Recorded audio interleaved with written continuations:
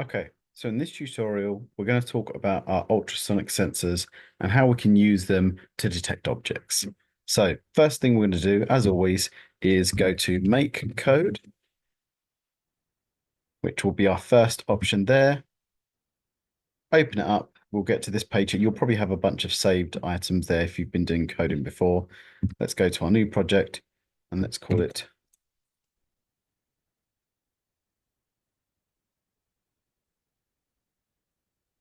or you can call it whatever you want, but there we go.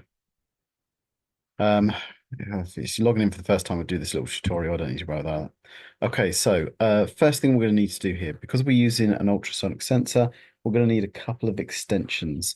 The first extension, I'm going to go down here. So obviously we've got all of our standard block coding we've got over here. We've got obviously our preview bit on the right there, and then these bits on the left. So sorry, left and right. Extensions. Let's go to Sonar. That's the one that you want for this. So we're going to click that and it's going to add in this one down here. Now this is going to come into play a little bit later on, but before we do anything here, I'm going to get rid of this start block because I don't need it. I do want a forever block and I'm going to start off with that one. Now the first thing we'll need to do is we're actually going to need a variable here because our sensor is going to be detecting objects a certain distance away.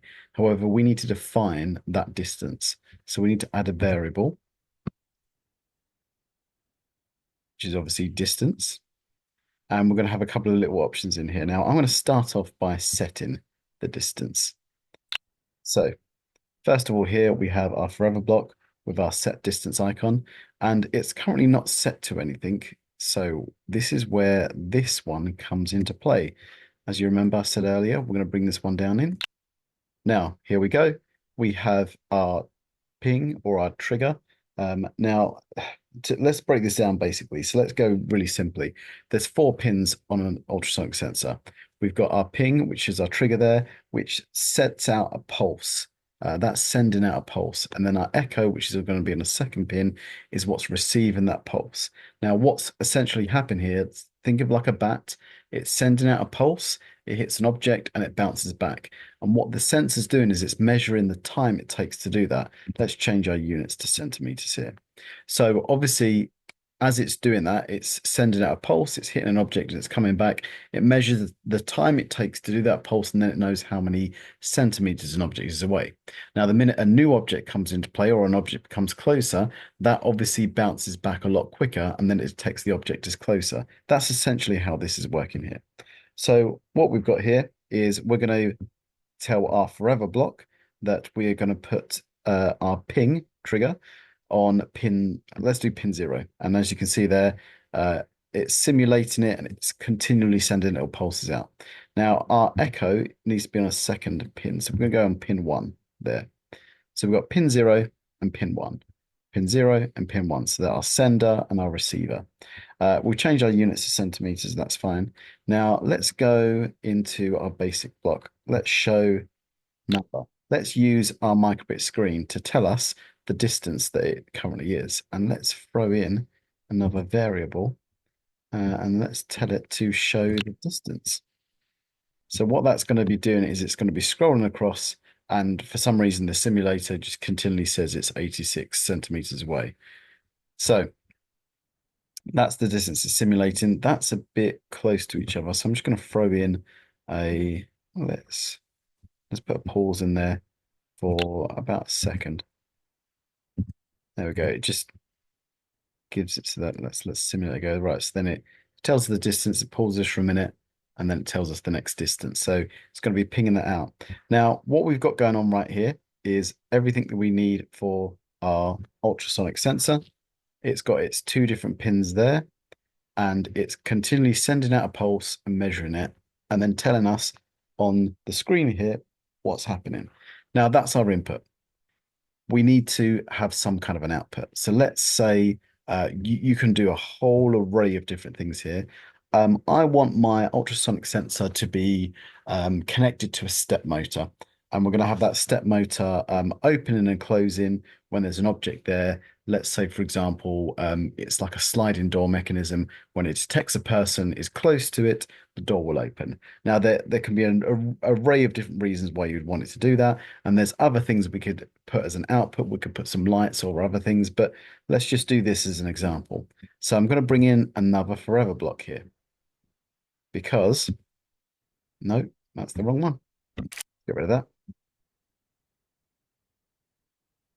There we go. The forever block. So we've got our new forever block. Let's just zoom out a bit because we're a bit, there we go. This is much easier to see. Right. Now on this block here, we want to be able to set a step motor. So actually, we're going to need to add a servo. So let's go down to our extensions here. Oh, there it is, right there. Servos, that's what I want. Right, so we've got some servos in there as well. Now let's start off with our logic block because we want one of, actually, yeah, we want one of these. Okay, so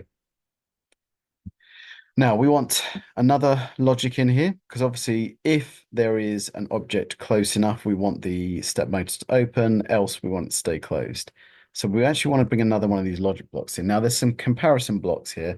I honestly don't know why these are both the same. They've just obviously got different drop-down menus, but whatever. Let's just bring one of them in there and put it in there. Now let's go back to our variable and let's bring the distance into there, into that circle right there. So what we're saying, if the distance is, and now we're going to say if it is less than, let's say 10 centimeters. Okay. So if there's an object 10 centimeters away from my sensor, then it will do the next step. So I want to set something inside here. So let's go to my servos now. And I'm going to set a servo and I'm going to put it in there. Now I'm already using pin 0 and pin 1 for my ultrasonic sensor. So over here, I'm going to change that to pin 2. Okay. So let's see. There we go. So now we've got our sensors sending our sonar pulse out on pin 0. It's receiving the signal on pin 1 and pin 2 is what's connected to our servo. So let's, you know what, let's leave the servo at 90 degrees right now. So let's say that's where the door is closed. Okay. Now I want it to, if the distance is less than that, then it's going to go to 90 degrees. I'm going to have a pause in there because if I'm opening a door, obviously I want it to stay open for a set amount of time. Go on then, let's do 5 seconds. Okay. And then obviously after it's been open for 5 seconds, we probably want that door to close again. So I'm going to bring another servo in there, but I'm going to this time set it to 0. Let's say it's a door that flips open at 90 degrees and then closes. Right now I see what I've done here. I've accidentally left it to pin 0 and it's brought a second servo in. So let's bring that back to pin 2. And it's going to reset that. There we go. Brilliant. Now let's bring in a else. So let's bring in another servo one there. Let's bring that down and change that to pin 2. And we're going to keep it closed, which will be 0 again. Again, these degrees, you set them to whatever you want them to be and whatever motion you want your step motors to do. It's going to do 180 degrees maximum that you want it to do. But there we go. Right. So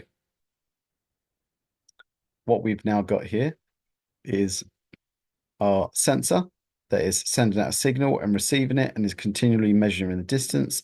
And that distance is being shown here.